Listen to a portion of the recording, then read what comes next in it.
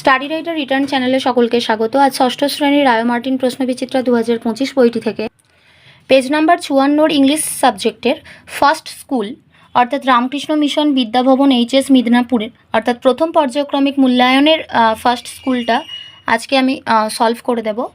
তো প্রথমেই যেটা দেওয়া রয়েছে সেটা হচ্ছে সিন। এখানে তোমাদের একটা রিডিং স্কিল দেওয়া রয়েছে। তো রিড দ্য প্যাসেজ, এই পড়াটা পড়তে বলা হয়েছে, and answer the following questions given below, এবং নিচে কিছু প্রশ্ন দেওয়া রয়েছে, সেই প্রশ্নের অ্যান্সার করতে হবে।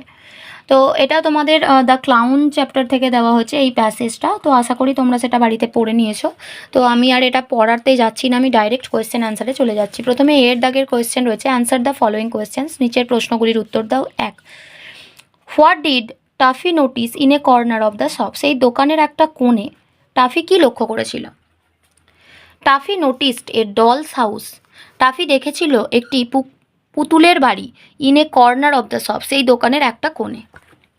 2 প্রশ্নে, what did Taffy do when he became upset, যখন টাফি দুঃখী হয়েছিল তখন সে কি করেছিল? হোয়েন টাফি বিকেম আপসেট, যখন টাফির দুঃখ হয়েছিল, হি র্যান আউট, সে দৌড়ে পালিয়েছিল, অ্যান্ড স্যাট ডাউন, এবং বসে পড়েছিল, ইন এ টয় ফার্ম, একটি খেলনা খামারে, উইপিং হিজ টিয়ার্স, তার চোখের জল মুছছিল সেখানে বসে বসে। 3 নম্বর প্রশ্নে তো রয়েছে, how was poor Taffy second, poor টাফিকে কীভাবে ঝাঁকানো হয়েছিল? পুয়ার টাফি ওয়াজ সেকেন হবে, এটা টেকেন না, second, SHAKEN, second like a rat, মানে হচ্ছে হতভাগ্য টাফিকে ইঁদুরের মতো ঝাঁকানো হয়েছিল। 4 প্রশ্নে রয়েছে, what did Taffy do with the ladder, মই দিয়ে টাফি কী করেছিল? Taffy found a ladder, Taffy একটা মই খুঁজে পেয়েছিল, and put it up against the wall of the dolls house, এবং পুতুলের বাড়ির দেওয়ালে এটিকে লাগিয়েছিল। How did Taffy put out the fire, Taffy কীভাবে আগুন নিভিয়েছিল? Taffy took a big bucket, Taffy একটা বড় বালতি জোগাড় করেছিল, filled it with water from the farm পন্ড, সেই খামার বাড়ির পুকুর থেকে সেই বালতির মধ্যে জল ভর্তি করেছিল। হি ক্লাইম্বড দ্য ল্যাডার, তারপর সে মই দিয়ে ওপরে উঠেছিল, এখানে বি হবে, climbed the ladder and threw all the water in at the window, এবং জানালা দিয়ে সমস্ত জলটা ভিতরে ঢেলে দিয়েছিল, and put out the fire, এবং এইভাবে আগুন নিভিয়েছিল। Who caught Taffy by the collar, কে কলার ধরে টাফিকে ধরেছিল? A sailor doll caught Taffy by the collar, একটি নাবিক পুতুল টাফির কলার ধরেছিল। পরের প্রশ্নে রয়েছে, find out the synonym of the word extinguish from the passage, এই প্যাসেজে এক্সটিংগুইশ অর্থাৎ যার মানে হচ্ছে আগুন নেভানো, এর একটা সিনোনিমস অর্থাৎ সমার্থক শব্দ রয়েছে, সেটা তোমাদেরকে খুঁজে বার করতে হবে। পুট আউট, এটার মানে হচ্ছে আগুন নেভানো, তাহলে কিভাবে লিখবে? Synonyms of the word extinguish is put out, অর্থাৎ আগুন নেভানোর সমার্থক শব্দ হচ্ছে পুট আউট। এরপরে হচ্ছে, find out the antonym of the word come from the passage, অর্থাৎ এই প্যাসেজ থেকে কাম অর্থাৎ যার মানে হচ্ছে শান্তি, এর অ্যান্টোনিম অর্থাৎ অপোজিট বিপরীত শব্দ তোমাদেরকে খুঁজতে বলা হয়েছে, তো সেটা হবে আপসেট, মানে দুঃখী। তাহলে অ্যান্সারটা এইভাবে লিখবে, antonym of the word come is upset.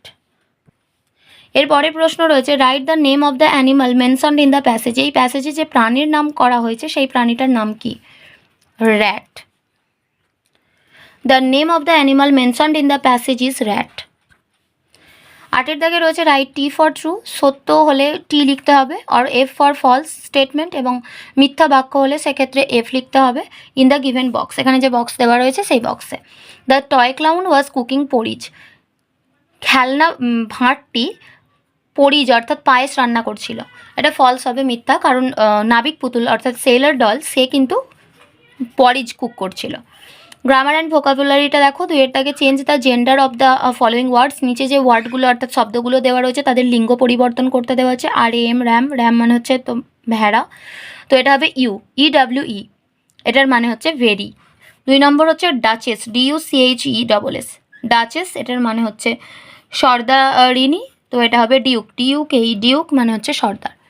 3 দাগে রয়েছে, change the number of the following words, number change করতে হবে, সিঙ্গুলারে দেওয়া থাকলে প্লুরাল করতে হবে, প্লুরালে দেওয়া থাকলে সিঙ্গুলার করতে হবে। ম্যান সার্ভেন্ট, এটা হবে মেন সার্ভেন্ট, অর্থাৎ ম্যানের প্লুরাল করলে মেন হয়, মেন সার্ভেন্ট। আর LIC লাইস মানে হচ্ছে অনেকগুলি উকুন, তো এটা সিঙ্গুলার হচ্ছে লাউস, LOUS লাউস মানে হচ্ছে উকুন। ডু অ্যাজ ডাইরেক্টেড, নির্দেশ মতো উত্তর দাও। 1. Why the read Tapan has not story in classroom the, arrange the words and make a meaningful sentence. এখানে যে সেন্টেন্সগুলো মানে ওয়ার্ডের টুকরোগুলো দেওয়া রয়েছে, টুকরো টুকরো ওয়ার্ড, সেগুলোকে জুড়ে একটা সেন্টেন্স তৈরি করতে হবে যার একটা নির্দিষ্ট অর্থ রয়েছে। Why has not Tapan read the story in the classroom, কেন তপন পড়ে না গল্প ক্লাসরুমের মধ্যে। 2 এর দাগে the farmer cut many trees in the forest, change into negative sentence. চাষিটি জঙ্গলের মধ্যে অনেক গাছ কাটে, এটাকে নেগেটিভ সেন্টেন্স করতে হবে। তো এটা হবে the farmer did not cut many trees in the forest. The farmer চাষিটি ডিড নট কাটেনি এনি ট্রিজ কোনো গাছ ইন দ্য ফরেস্ট সেই জঙ্গলের মধ্যে। 3 এর দাগে the horse runs very fast, এখানে ফাস্ট শব্দটা কোন পার্টস অফ স্পিচের মধ্যে পড়ছে সেটা বলা হয়েছে, তো এটা অ্যাডভার্ব হবে অর্থাৎ ক্রিয়া বিশেষণ। Don't change the meaning of the sentence, সেন্টেন্সের মানেটা চেঞ্জ করো না অর্থাৎ অর্থটা পরিবর্তন করো না, যেহেতু ডোন্ট আছে তার জন্য এটা বলেছে identify the type of sentence, এটা কী ধরনের বাক্য, এটা negative sentence. I want dash pen but not dash pen, এখানে বলেছে fill in the blanks with appropriate articles. I want a pen, আমার একটি পেন চাই, বাট নট দ্য পেন, কিন্তু নির্দিষ্ট কোনো একটা পেন দেখিয়ে বলা হচ্ছে যে ওই পেনটা নয়। Write a letter to your friend about your aim in life, তোমার বন্ধুকে একটা চিঠি লেখো তোমার জীবনের লক্ষ্য সম্বন্ধে। Find out the subject and the predicate, এখানে সাবজেক্ট আর প্রেডিকেটকে আলাদা করতে বলা হয়েছে, তো এটা একটা ডিরেকশান দেওয়া হচ্ছে বা মানে একটা কাজ করতে বলা হচ্ছে যে তুমি তোমার বন্ধুকে একটা তোমার জীবনের লক্ষ্য নিয়ে একটা চিঠি লেখো। তো এখানে ইউ বলে তো কোনো একটা হিডেন সাবজেক্ট আছে, অর্থাৎ কথাটা তো কাউকে না কাউকে বলা হচ্ছে, সেই ইউ হিডেন সাবজেক্টটা হয়ে যাবে এখানে সাবজেক্ট, আর বাকি পুরো যে সেন্টেন্সটা দেওয়া রয়েছে পুরোটাই কিন্তু এখানে প্রেডিকেট। এরপরে রাইটিং স্কিলে 5 এর দাগে রয়েছে write a paragraph on your favourite season, তোমার প্রিয় ঋতু সম্পর্কে একটা প্যারাগ্রাফ লেখো, এখানে কিছু হিন্টস দেওয়া রয়েছে সেইগুলোকে ফলো করতে হবে। তো মাই ফেভারিট সিজন, আমার প্রিয় ঋতু। Winter is my favourite season, শীতকাল হলো আমার প্রিয় ঋতু। The 3 winter months are December, January and February, 3টি শীতের মাস হলো ডিসেম্বর, জানুয়ারি আর ফেব্রুয়ারি। ডিউরিং উইন্টার, শীতকালে, the weather is very pleasant, আবহাওয়া খুবই মনোরম থাকে। Marigold, dahlia, winter jasmine etcetera flowers bloom in this season, এই ঋতুতে গাঁদা, ডালিয়া, জুঁই ফুল ইত্যাদি ফোটে। My favourite fruits like orange, apple, kiwi etcetera R available at that time, এই সময় আমার প্রিয় ফল যেমন কমলা লেবু, আপেল, কিউই ফল ইত্যাদি পাওয়া যায়।